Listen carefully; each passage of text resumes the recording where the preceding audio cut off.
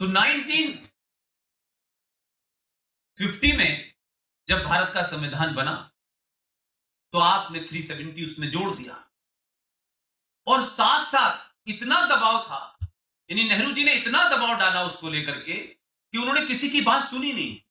तो गोपाल स्वामी अयंगर, अंबेडकर, ये तमाम सारे लोगों ने कहा कि अच्छा ठीक है, हम आपकी बात माने लेते हैं। अब आप सोचिए कि उस वक्त कितनी हिटलरशाही होगी कि इतने बड़े कद्दावर लोगों को मनाना पड़ रहा था।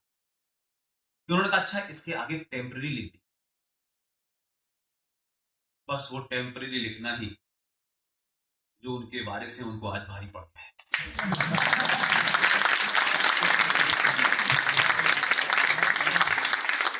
और जब 370 आ गई और भारत का संविधान 26 जनवरी 1950 को लागू हो गया, तो लगा इससे बात नहीं बनी, ये तो गड़बड़ हो गया मामला। तो आपने क्या किया, 14 मई 1954 एक और जघन्य अपराध भारत के संविधान के साथ हुआ, और इस बार खुले तौर पर डाका डाला आपने। 370 के बारे में तो फिर भी चर्चा हुई, फिर भी तमाम सारी बातों के बाद उसे माना गया और सबकी नॉलेज में था। लेकिन 14 मई 1954 को भारत के राष्ट्रपति डॉक्टर राजेंद्र प्रसाद के ऊपर दबाव बनाया गया कि आप एक आदेश जारी कर दें। डॉक्टर राजेंद्र प्रसाद लीगल थे, उन्होंने कहा यह गलत है, तब भी उनकी बात नहीं सुनी थी। और जो हिटलर शाही थी उस वक्त, उसका अंदाजा आपको नहीं, लिहाजा लिखवाया गया उनसे, उन्होंने भी लिख के दे दिया। वो प्रेसिडेंशियल ऑर्डर भारत के संविधान में रातों रात जोड़ दिया गया और उसको आर्टिकल 35A के नाम से जाना जाता है। दूसरी मुझे जो इससे आगे बात कहनी, ये देश कमाल का देश है। न किसी ने सीता जी को देखा, न किसी ने रामचंद्र जी को देखा। हमारे दादा परदादा नाना दादी ने हमको जो सुनाया, जो वो कहती रही वो हमने माना, लेकिन उस पे तो डिबेट हो सकती है कि ऐसा क्यों किया था रामचंद्र जी। ऐसा लग रहा था, ये देख रहे थे, वहीं खड़े हुए थे कि भाई सीता जी को ये नहीं करना चाहिए था, रामचंद्र जी को ये नहीं करना चाहिए था। उस पे डिबेट हो सकती है, जो फेथ है, जो बिलीव है, जो करोड़ों लोगों की आस्थाओं से जुड़ा हुआ है। लेकिन इस देश में मुझे खुशी है कि आपने एक ऐसे इंस्टीट्यूशन में मुझे दावत दी है जिसका नाम सरदार पटेल से जुड़ा हुआ है।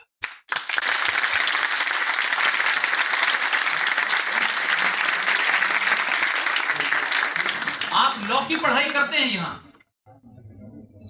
आपके सीनियर्स ने, आपके प्रोफेसर्स ने, देश भर के प्रोफेसर्स ने, रीडर्स ने, वाइस चांसलर्स ने, इंटेलेक्चुअल्स ने, मीडिया के लोगों ने, क्या कभी भारत के संविधान में 14 मई 1954 को जो जघन्य अपराध किया, उसकी चर्चा इस देश में कभी हुई ही नहीं।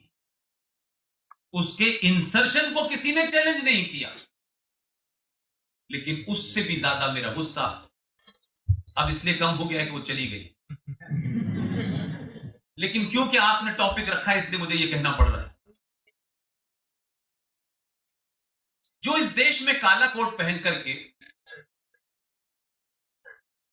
फैसले लिखते हैं, एक से एक बड़ा आपको लीगल मिलेगा, और इतनी इतनी बातों पे चर्चाएं होती है, आपको लगता है शायद दुनिया में हम इतने लिबरल लोग हैं कि यहां मल्टी स्टोरी बिल्डिंग में 5वें माले पे कबूतर को पाला जाना चाहिए या नहीं पाला जाना चाहिए, इस पे बहस सुप्रीम कोर्ट में हो रही है।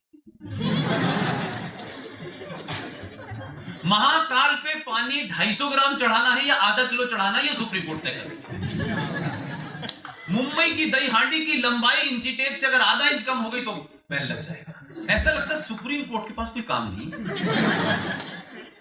ये शर्म की बात है कि हमारा समाज और इस समाज को कुछ लोगों ने इतना मूर्ख समझा हुआ था क्या आप इसको घुमाइए, राजनीतिक दलों की इस बात समझ में आती है, उनको चुनाव जीतना होता है, चुनाव में बहुत सारे कंपल्शंस होते हैं, लेकिन आप मुझे बताइए इस देश की जुडिशरी ने जो सुओ मोटो नोटिस ले लेते हैं, और मैंने पहली बार ये देख रहा हूं,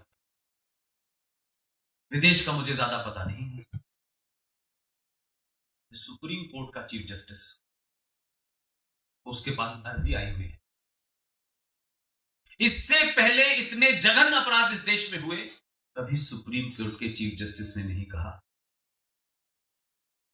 कि मैं जम्मू कश्मीर जाकर के 5.5 लाख कश्मीरी हिंदू पंडितों को इस्लामिक जिहादियों ने मारा, धर्म के नाम पे मारा, मर्डर हुए, कत्ल हुए, रेप हुए, लेकिन चीफ जस्टिस ने नहीं कहा मैं चल के देखता हूं ऐसा हुआ।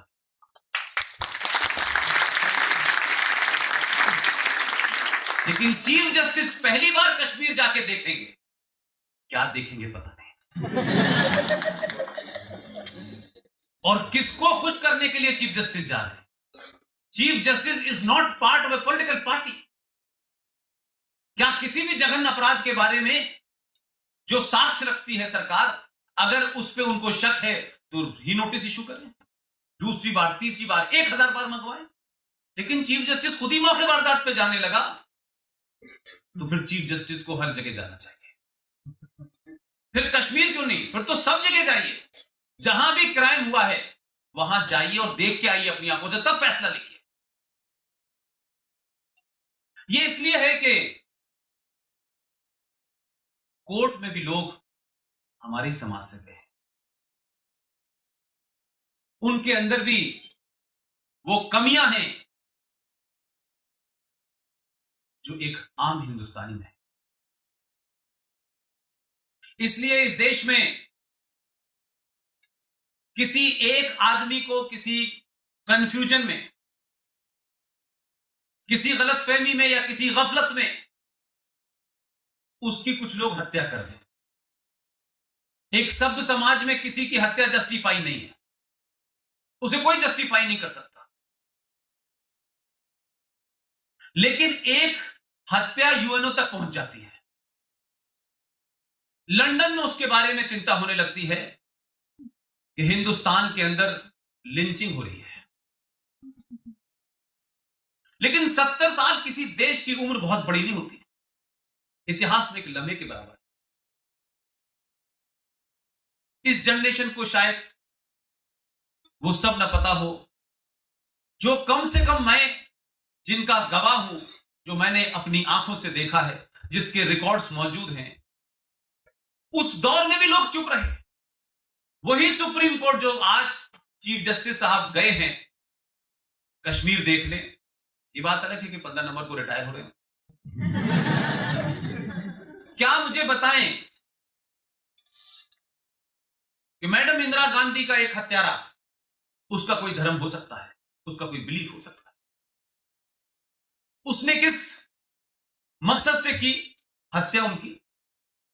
लेकिन दिल्ली में, लुटियन जोन में, उस दिल्ली में जहां पावर सेंटर है, प्रधानमंत्री के बाकायदा आह्वान करने के बाद, उसे जस्टिफाई करने के बाद, टेलीविजन पे आकर के यह कहा गया। मैं कल रात, जनार्दन मिश्रा जी हैं, आपके शहर के बड़े वकील हैं, मेरे दोस्त हैं, मैं कल इनसे कह रहा था कि जनेऊ का इस्तेमाल भी समय समय पे अलग अलग हुआ है। उस वक्त की वक्ती जरूरत थी, तो जो साहब हेलीकॉप्टर उड़ा रहे थे, वो जब हिंदुस्तान आए और जब उनको प्रधानमंत्री बनना था, तो क्योंकि उनकी अहलिया, उनकी धर्म पत्नी का मजहब कुछ और था, तो उनको लगा कि कहीं सवाल ये ना होने लगे कि भाई ये किसका पुत्र है और किसका पति है। तो उन्होंने राष्ट्रीय चैनल पे ऊपर आए, मंच पे खड़े हुए, और पहली बार भारत ने देखा कि जनेऊ जैकेट के ऊपर भी पहना जाता है। और वो जनेऊ पहनने के बाद उन्होंने जो राष्ट्र के नाम संदेश दिया, वो तो इतिहास में लिखा जाना चाहिए। 2 बात उसके हैं, वो अवेलेबल है, वीडियो क्लिप आप देखें और आज को जरा सी उसकी तुलनात्मक अध्ययन करें कि कैसे इस देश के अंदर पिछले 70 सालों में सत्ताओं ने इस देश में एंटी इंडिया और एंटी भारत और एंटी नेशन लोगों की जड़ें हजारों मीटर तक है। आसान नहीं है उनसे लड़ना। आप सरकार बदलते हैं लेकिन व्यवस्था नहीं बदल पाती। आपने कई सरकारें बदली एक्सपेरिमेंट करके, लेकिन व्यवस्था नहीं बदली बार बार, क्योंकि वही लोग सरकार चलाते हैं। तो उन्होंने कहा कि जब बड़ा पेड़ गिरता है तो थोड़ी बहुत धरती हिल जाती है। उस धरती के हिलने में उस दिल्ली, जहां जिसे आप कह सकते हैं कि हाईएस्ट सिक्योरिटी जोन होता है, उस दिल्ली में 3,500 सिखों का कत्ल हुआ, खुलेआम, एक तरफा हुआ, मैसेकर हुआ, कार्नेज हुआ। लेकिन जो दानिश्वर लोग थे, जो इंटेलेक्चुअल लोग थे, उन्होंने उसको पहले ही दिन क्या कहना शुरू किया। आप सब पढ़े लिखे लोग, मैसेकर में, कार्नेज में और रॉइट में फर्क होता है। रॉइट दो लोगों के बीच में होता है, दो धर्म के मानों के पालन। तो उसको टोन डाउन करने के लिए कि ये मैसेकर नहीं था, एक तरफा कत्ल नहीं था, आपने कहा सिख दंगे। ये सुना होगा आप सबने, अक्सर सुनते हैं सिख रॉइट। अगर आप सच बात कहेंगे तो फिर लोग दूसरे सवाल ना उठाएं, लिहाजा इस नरेटिव को चलाया, सिख दंगे, सिख दंगे। वो सिख दंगे नहीं थे। पूरे देश में ना एक पुलिस वाला मारा गया, ना एक हिंदू मारा गया, ना एक मुसलमान मारा गया। पूरे देश में एक तरफा आपने मारा, सरकार की कनाविस में मारा। सरकार के मुखिया ने टेलीविजन पे आके उसको जस्टिफाई किया। उनको भारत रत्न दिया गया।